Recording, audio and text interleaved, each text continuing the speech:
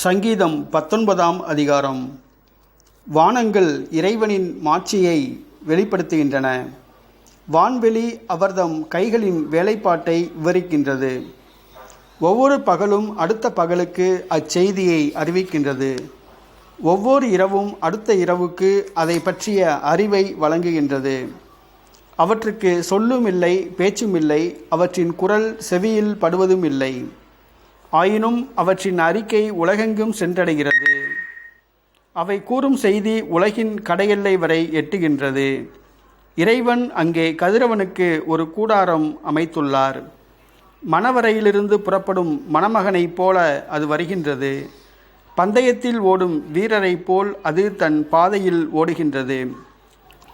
அது வானத்தின் ஒரு முனையிலிருந்து புறப்படுகின்றது.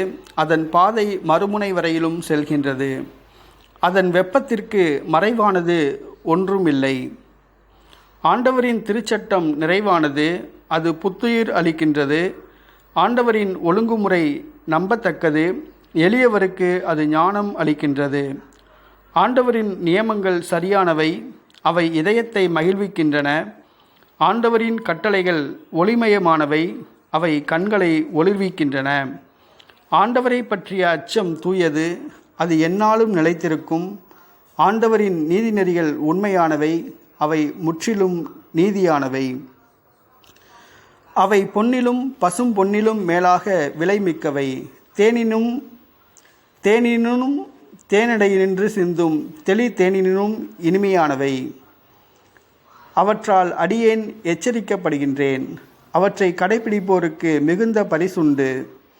தம் தவறுகளை உணர்ந்து கொள்பவர் யார்தாம்? என் அறியா பிழைக்காக என்னை மன்னியும். மேலும் ஆணவமிக்கோரிடமிருந்து உம் அடியானை காத்தருளும். அவர்கள் என்னை ஆட்டி படைக்காதிருக்கட்டும். அப்பொழுது நான் மாசற்றிருப்பேன். பெரும் பிழை எதையும் செய்யாதிருப்பேன். என் கற்பாரையும் மீட்பருமான ஆண்டவரே, என் வாயின் சொற்கள் உமக்கு ஏற்றவையாய் இருக்கட்டும். என் உள்ளத்தின் எண்ணங்கள் உமக்கு உகந்தவையாய் இருக்கட்டும்.